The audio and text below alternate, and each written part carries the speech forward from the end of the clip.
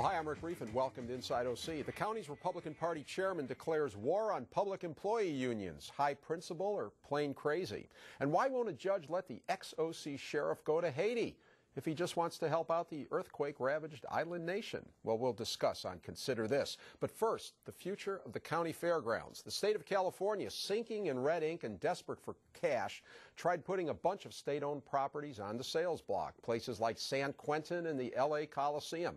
But only one property made it to market, the OC Fairgrounds in Costa Mesa. Now, an outlet mall developer has made the high bid, $56.5 million. Politicians and many citizens are protesting. They want the sale stopped. What should the governor do? Well, here to debate, the developer and high bidder, Steven Craig of Craig Realty Group in Newport Beach, and Brian Lochrie, a representative of the main group opposing the sale. Welcome, gentlemen. Thank you. Thank you. All right, Steven, you've been asked many times, but I'm going to ask you directly. Will you keep this property a fair? Well, that's the plan. We like the use a lot. We think it has a tremendous amount of possibilities with it. We've expressed a desire to improve it and to bring some new amenities to it that might enhance the overall use. Did I hear a yes? Because every time it's always, you know, it's kind of qualified. You do qualify it a little. Is there any reason you no, there's really no equivocation with it. And I should also point out, as your intro, you mentioned that I was an Orange County outlet developer.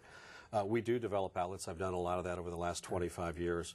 But this property was not purchased in any way for any consideration to be an outlet center. So it won't be an outlet center. You've also said it's not a land play. You're not planning to just buy it so you can sit on it for some future benefit in the future. That's correct. Okay. So again, so when you're asked, will you keep it a fair? I know you want to do it, you know, you want to enhance it, improve and all that, but that fair that people go to, should they worry that if you buy this property, it's going to go away? Well, they shouldn't worry that if we buy the property, it'll go away. But also understand that the fair itself is not owned by the property. The fair is owned by a fair board and operated that way. So the fair board could, I guess, ostensibly decide to move it to another location. But as far as our interest in it, we'd love to see the fair stay there and maybe operate for a longer period of time while it's here. Okay. So, Brian, it's going to be a bigger and better fair. The only way you can guarantee that the fairgrounds will operate as they are today is if the sale is stopped. And that's what we're asking the citizens to do, is to call, to email, to fax the governor and tell him to stop the sale of the fairgrounds. They're getting 25 cents on the dollar for the property that's there. It's not right. It's an economic boom for the community. It's $185 million annually economically to Orange County. It's important for the county.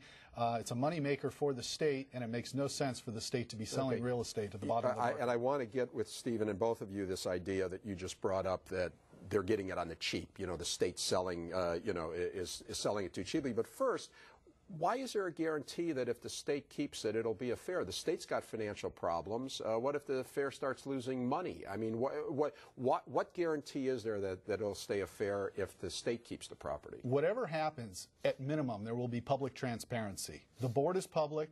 They have to have public meetings. Citizens can have input to it. If it becomes a privately owned by a company, you lose that public transparency and you lose that public input. How about that, Stephen, that if you own it, it's private now, nobody knows what's going on?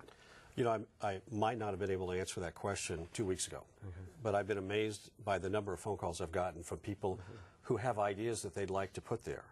And I'm not talking everyday citizens on the street, but people who have real businesses that have done great things around the country and around the world that would like to be a part of it.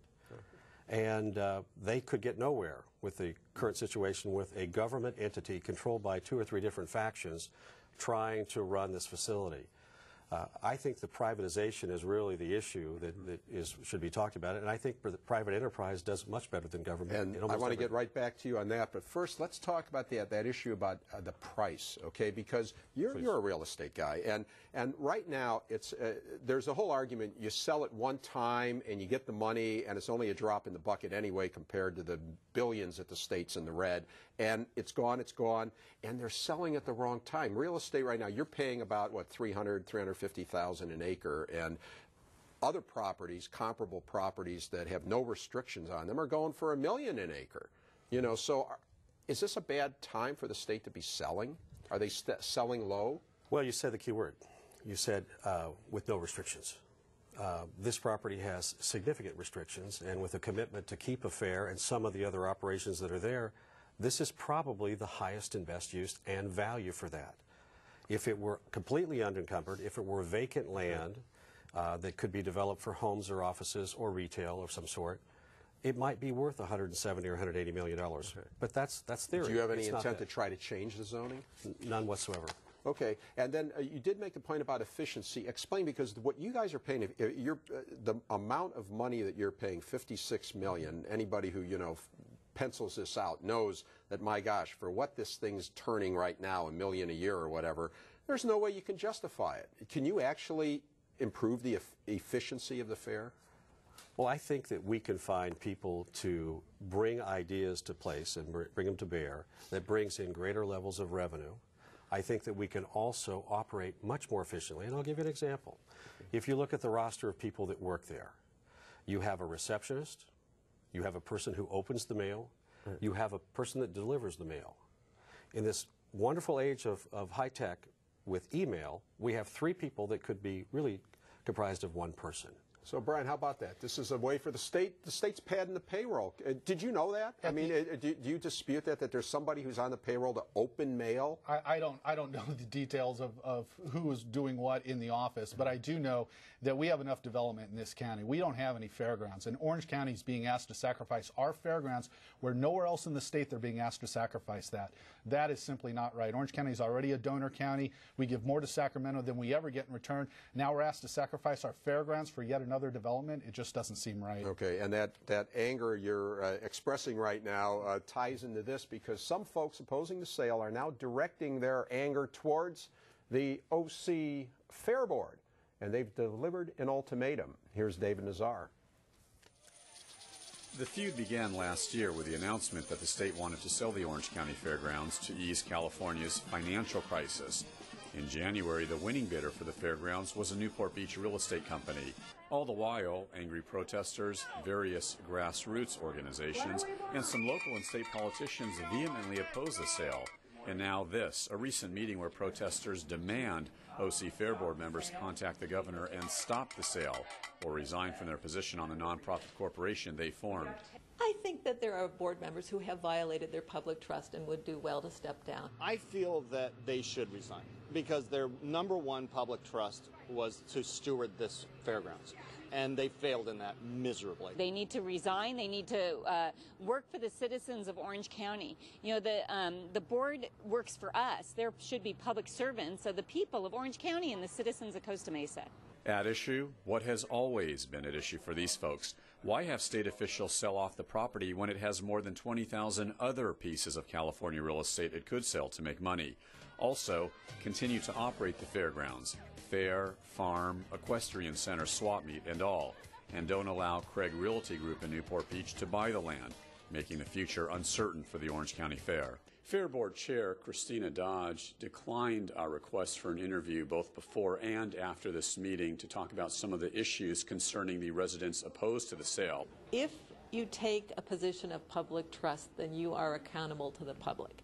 If you aren't interested in being accountable to the public, then you don't ask the governor to appoint you to a position of public trust.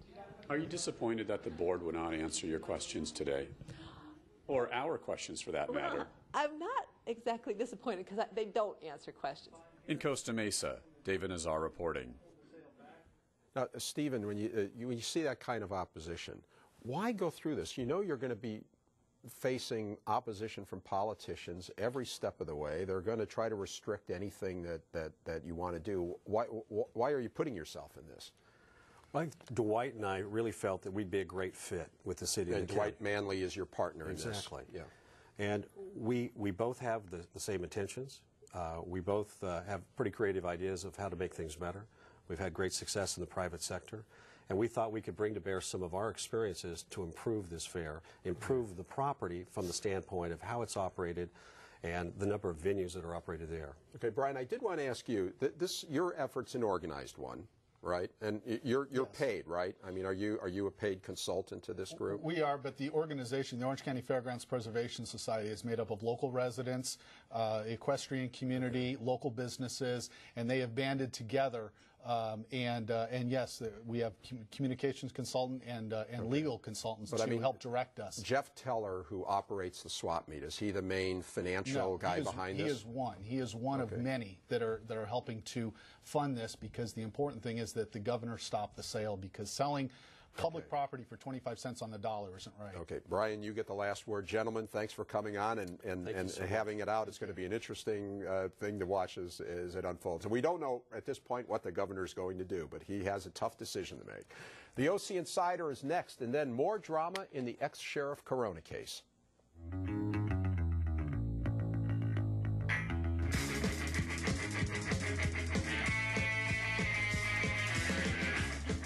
And now it's time for the OC Insider from the Orange County Business Journal. The U.S. Supreme Court has thrown out the limits on campaign donations. From now on, corporations can give a candidate as much money as they want to.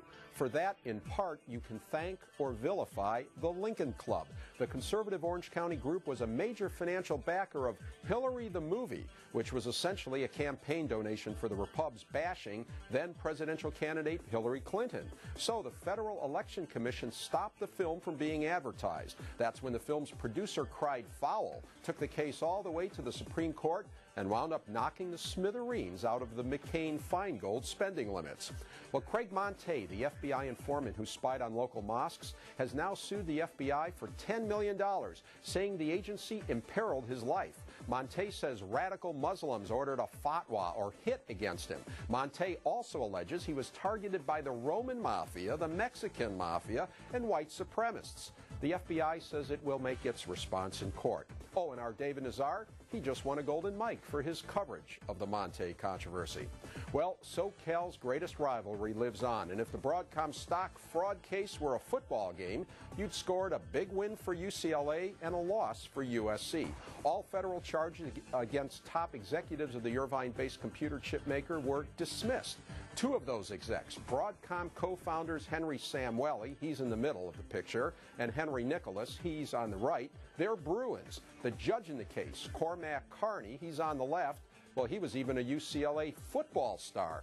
But Andrew Stolper, the key federal prosecutor who lost the case and was reprimanded by Carney for misconduct, Stolper's a Trojan. Well, that's it for the Insider. Ex-OC Sheriff Mike Corona gets reprimanded for wanting to go to Haiti. We'll find out why next.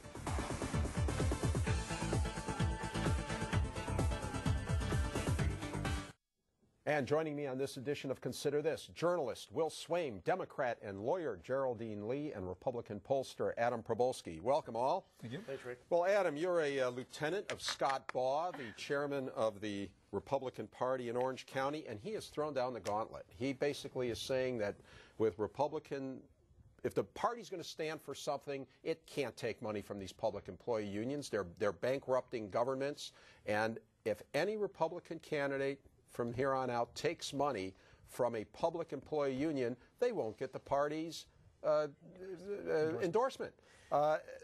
Is Scott being highly principled or loony on this? Well, I think he's being highly principled, but you have to look at that speech as sort of a State of the Union speech. Essentially, You mean it doesn't really mean anything? Well, no. I mean, sometimes in the State of the Union, you say we're going to go to the moon, and you do. Sometimes you say we're going to cure cancer in 20 years, and you can't do it. And so he is the leader of essentially a legislative body, the Republican Party of Orange County, made up of elected people that may or may not take exactly his proposal and implement it.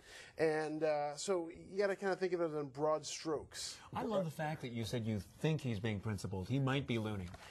But in seriousness, I think what's fascinating about this is it comes virtually the same week, doesn't it, as the Supreme Court's decision to allow corporations unfettered access to politicians, give them as much money as you can. Which we just discussed, thanks to the Lincoln Club, which are you a member of that too? No, not a member of the Lincoln. Okay. Yeah, so this is a really fascinating week. And as a First Amendment absolutist, I'm for unions spending as much as they possibly can. And Republicans, of course, have the right to voluntarily secede from that contribution base, but I don't think they get a whole lot except from the corrections union, which they absolutely adore. So it's not really a huge loss. I'd love to see him take the really principled stand of like no contributions from corporations as well. That would be interesting. That would be a principle. Well, but the corporations are not bankrupting the state of California. They're not bankrupting cities. Well, but there is an argument to be made that campaign contributions from corporations are a challenge, right, to democracy. And I'm not saying I'm making that argument because, again, I'm a First Amendment absolutist. I think everybody should be able to say whatever they want, and we should have unfettered free speech and access to politicians. And, as the Supreme Court said, complete disclosure. Geraldine, what do you think about this announcement of Scott Boz? You know what? He's stating a lot of this, I think, based on principle, but I think in reality, they need the money. They need the money from the unions. They need the money and the endorsements from the corporations. Maybe the Republicans. Yeah, but let's not mix up the two. And remember, he's very specific. He's not even saying private unions. He's not saying the carpenters union things. He's saying public employee unions were not going to take money. I'm wondering, is this kind of brilliant in a way, given the public mood right now, and people, even Will, saying that this has got out of line, is maybe this a smart thing to do? It puts the Republicans on the side of the taxpayer, and it puts your Democrats on the side of the special interests. Well, yeah, that could be true, and maybe, finally we're going to get politicians who are going to represent the people that they should be representing, and maybe taking those positions, for their constituents. Okay. On the other hand, Adam, you've got Nick Berardino at the county union making some concessions, trying to work with officials. Is this like kicking sand in the face of good, hard-working public servants? Again, keep in mind that the Chairman Baugh is chairman of the Republican Party, so he's not necessarily a policymaker. He heads up a party, and so there's big differences there. Elected officials look at policy differently than they look at politics. I like that idea of the broad stroke. Okay. Anyway, Geraldine, Mike Corona, our ex-sheriff, who was convicted for witness tampering and is out on appeal. Right. Okay. He wanted to go to Haiti to help the people in Haiti. After all, he's an expert in rescue. John Edwards, the disgraced, father of an illegitimate child who almost became our president or vice president, he got to go to Haiti and pass things out. Judge Andy Guilford told Corona no, he could not go to Haiti. Was this unfair? Please point out that John Edwards is not Mike Corona. And Edwards is not out on appeal. He's not out on bail pending appeal. It just cracks me up that he would want to go to Haiti when he is out on bail pending appeal. Most people are not released on bail when they're pending appeal, and he's lucky. So you think there was more than just humanity? Why do you think he wanted to go to Haiti? Hey, anything. He likes the French. And anything is better than sticking around Orange County waiting for the appellate court to decide what they're going to do with his case. Adam, he certainly wasn't a flight risk. Was he going to, in a way, I could be irreverent saying that if he escaped to Haiti, he would deserve it,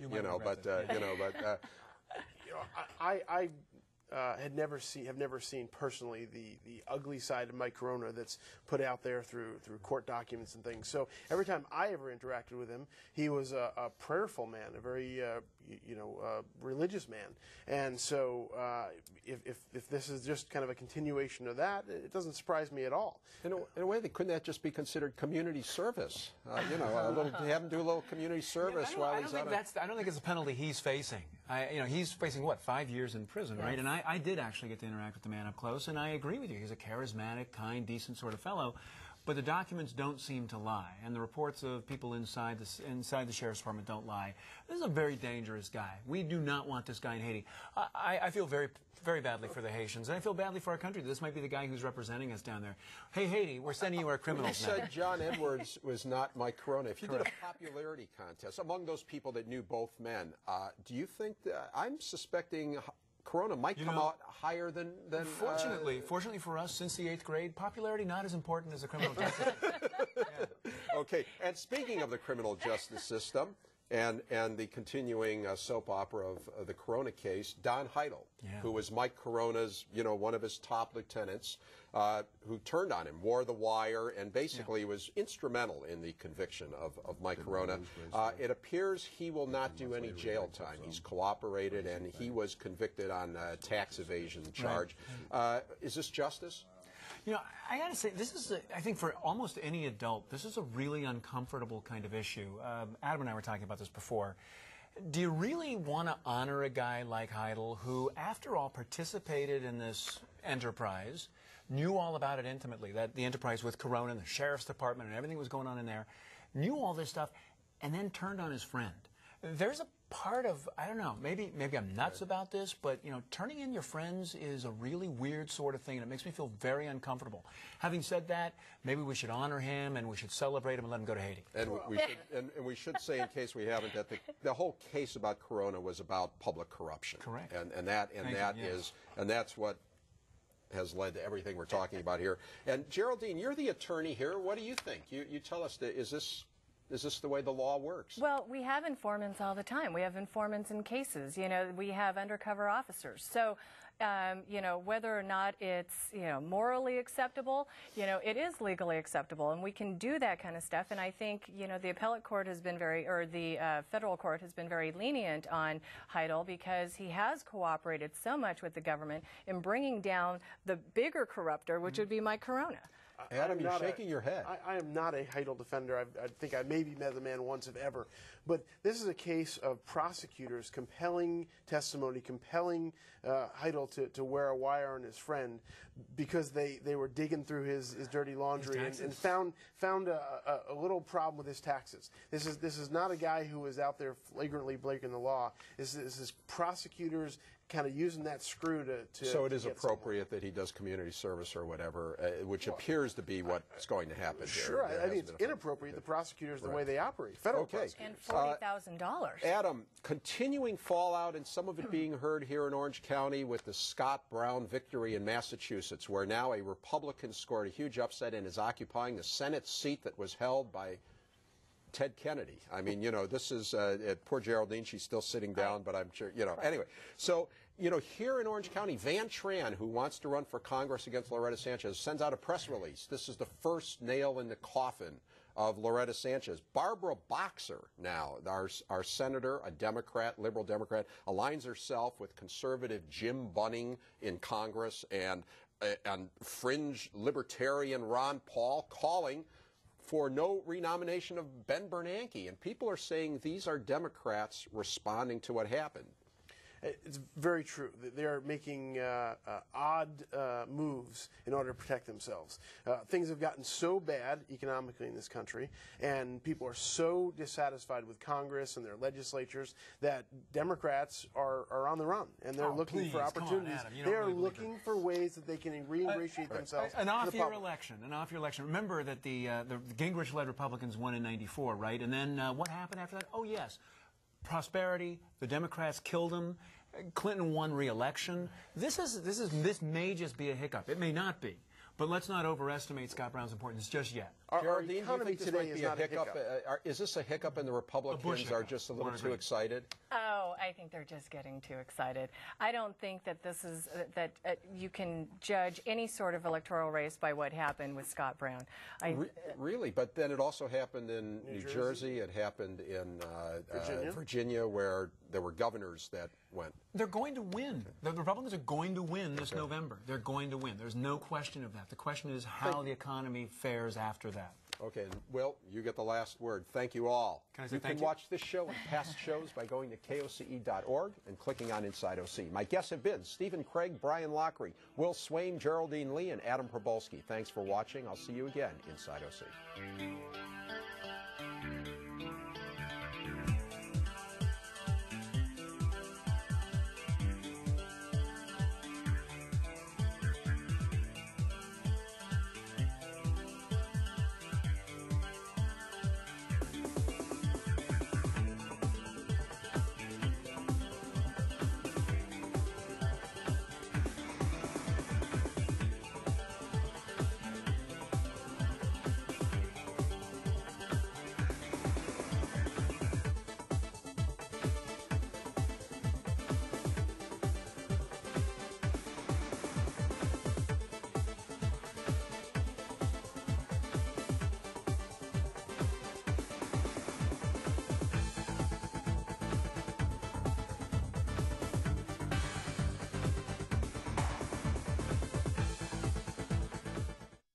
Inside OC is brought to you by the following. 5 Point Communities is a proud sponsor of KOCE. 5 Point Communities is an independent real estate development company with assets under management across California. More information available at www.fivepointcommunities.com. Today's world is full of conflict. At UC Irvine, we're promoting civil discussions on difficult topics. Without understanding, there is nothing.